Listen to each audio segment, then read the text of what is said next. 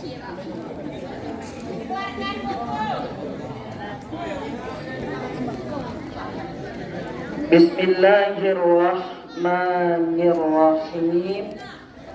Assalamualaikum warahmatullahi wabarakatuh.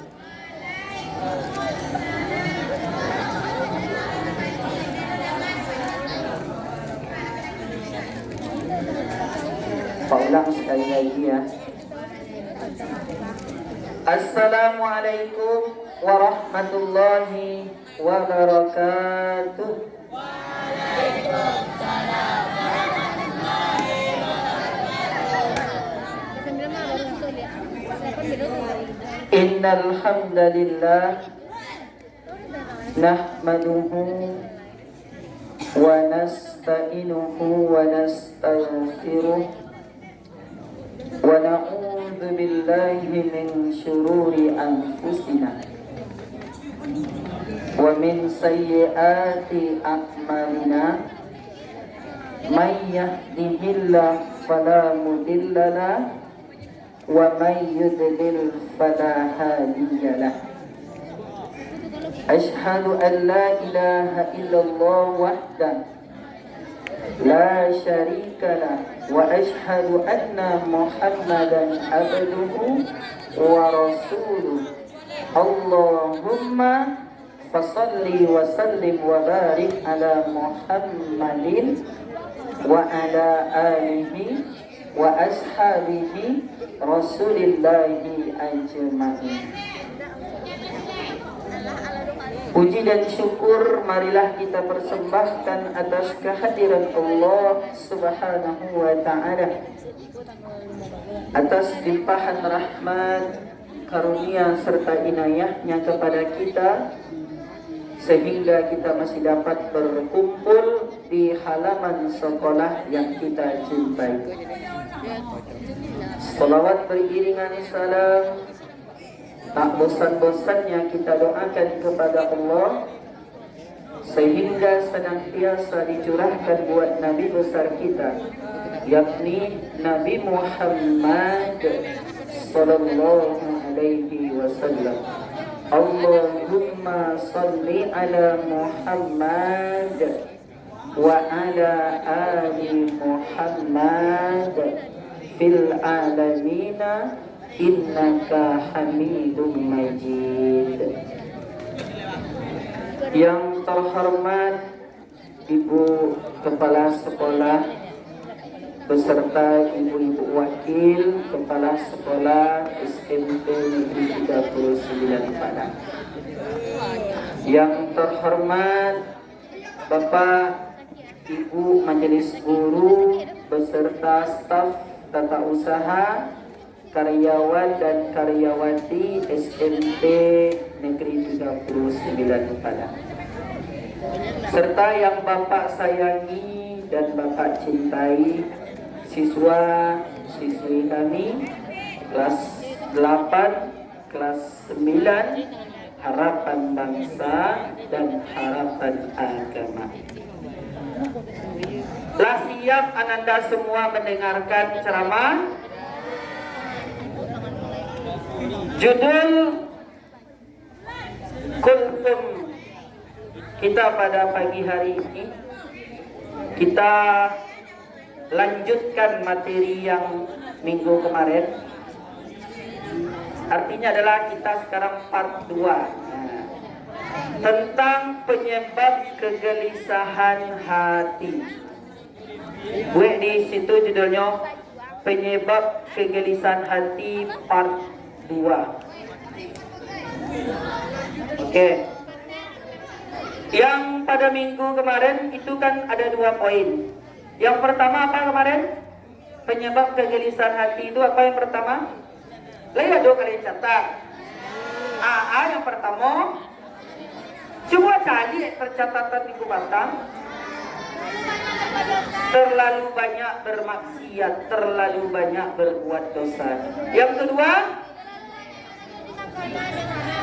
terlalu banyak mengkonsumsi makanan yang haram. Kita lanjut yang ketiga.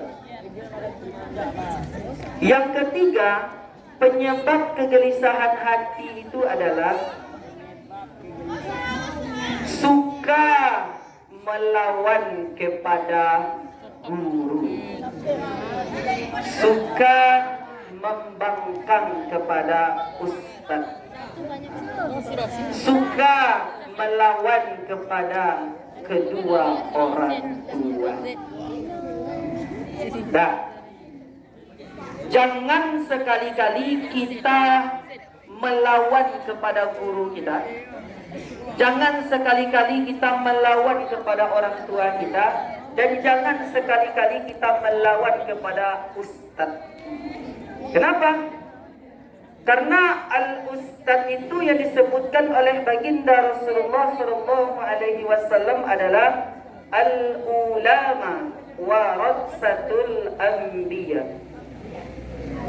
Ulama itu adalah pewarisnya para nabi. Artinya apa? Nabi Muhammad itu dia tidak pernah meninggalkan uang. Nabi Muhammad juga tidak pernah meninggalkan dirham. Apa yang ditinggalkan oleh baginda Rasulullah? Yang ditinggalkan oleh baginda Rasulullah itu adalah al-ulama warasatul anbiya. Ulama, ustaz dan para guru. Makanya ketika kita hormat kepada ulama, ketika kita patuh kepada guru, ketika kita santun kepada kedua orang tua kita, maka sejatinya kita sudah berbakti kepadanya. Di dalam Al-Quran dan di dalam hadis juga disebutkan ulama yang seperti apa yang harus kita patuhi, ulama seperti apa yang harus kita ikuti. Yang harus kita patuhi dan yang harus kita ikuti itu adalah ulama Rabbani.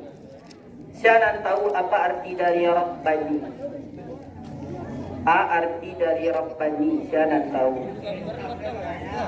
Tuan. Rabbani itu adalah ulama yang jujur, ulama yang adil, ulama yang bertanggung jawab. Itulah ulama Rabbani. Inilah yang harus kita ikuti. Siapa contoh ulama Rabbani yang kita kenal? Sebutkan. Ustaz Abdul Somad. Siapa? Ustaz Adi Hidayat. Siapa? Ustaz Nas'ad Latif. Siapa? Tuan. Banyak contoh-contoh ulama Rabbani. Ulama yang harus kita ikuti. Kemudian kita tidak boleh ikut kepada ulama syuk. Apa itu ulama syuk? Ulama yang jahat, ulama yang dekat dengan orang-orang kafir. Apa? Yang halal diharamkan dan yang haram dihalalkan. Apa ada sebuah cerita? Lain yang mendengar cerita? Ada kejadian di suatu kampung.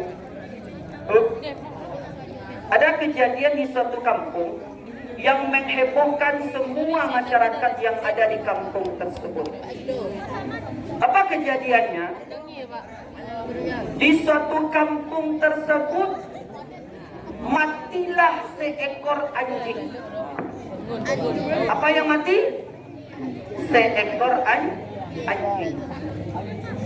Tetapi yang menghebohkan warga kampung saat itu adalah pemilik daripada anjing tersebut menyuruh kepada masyarakat yang ada di kampung tersebut untuk mensolatkan anjing tersebut, untuk memandikan anjing tersebut. Itu membuat heboh masyarakat yang ada di kampung tersebut. Kira-kira boleh tak awak mensolatkan anjing? Boleh tak awak mengkafani anjing? Boleh tak awak memandikan anjing? Tak boleh. Dah harus kita, dah wajib kita untuk memandikan, mengkafani dan mensolatkan anjing. Tetapi pemilik dari anjing tersebut berkata, siapapun yang berani, yang bisa mensolatkan anjingku ini, yang bisa mengkafani anjingku ini, yang bisa menguburkan anjingku ini, akan kuberikan hadiah 100 juta.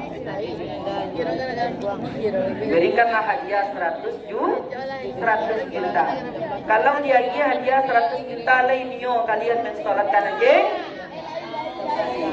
donan tidak. Akhirnya apa? Datanglah salah seorang ulama yang berasal dari kampung tersebut. Apa kata ulama tersebut? Kalau benar, siapa yang bisa mensolatkan anjing ini, siapa yang bisa menguburkan anjing ini mendapatkan uang 100 juta, maka sayalah orang yang akan menyelenggarakannya. Maka inilah ciri-ciri ulama syuh, ulama yang jahat, ulama yang dekat dengan orang-orang zalim. Maka ulama seperti ini tidak harus kita ikuti. Nah, itu yang pertama. Kemudian yang kedua lagi, apa penyebab kegelisahan hati? Yang keempat lagi ya. Yang keempat, penyebab kegelisahan hati itu adalah terlalu cinta kepada dunia. Terlalu cinta kepada dunia. Bahwasannya banyak di antara kita menganggap dunia itu adalah tempat terakhir. Padahal dunia itu merupakan tempat yang sementara. Ciri-ciri orang-orang yang cinta kepada dunia, sibuk mencari harta, sibuk mencari kekayaan, dan melupakan ibadah, melupakan kewajibannya kepada Allah Subhanahu wa Ta'ala. Karena apa? Karena kita hidup itu sebentar ya. Hidup kita di dunia ini sementara. Kita harus percaya dengan yang namanya kiamat. Nanti ketika ditiupkan terompet sangkakala, berapa kali terompet sangkakala ditiupkan oleh malaikat? Barangkali 3 kali, barangkali 2 kali, 3 kali. 3 kali. Terompet yang pertama itu apa? Terjadilah hari kiamat. Jadi kalau berbunyi terompet malaikat Mikail itu terjadilah kiamat, hancurlah alam semesta ini beserta isinya. Kemudian terompet yang kedua, apa yang terjadi? Apa yang terjadi? Maka semua manusia itu diwafatkan, meninggal manusia. Dan terompet yang ketiga, semua manusia itu dibangkitkan lagi, dikumpulkan lagi di padang mahsyar. Jadi yang kedua penyebab kegelisahan hati itu adalah, yang keempat penyebab kegelisahan hati itu adalah terlalu cinta kepada dunia, sehingga melupakan yang namanya akhirat. Oke, mungkin itu yang bisa Bapak sampaikan. Sebelum Bapak tutup, ada pertanyaan, siapa yang bisa menjawabnya akan mendapatkan hadiah.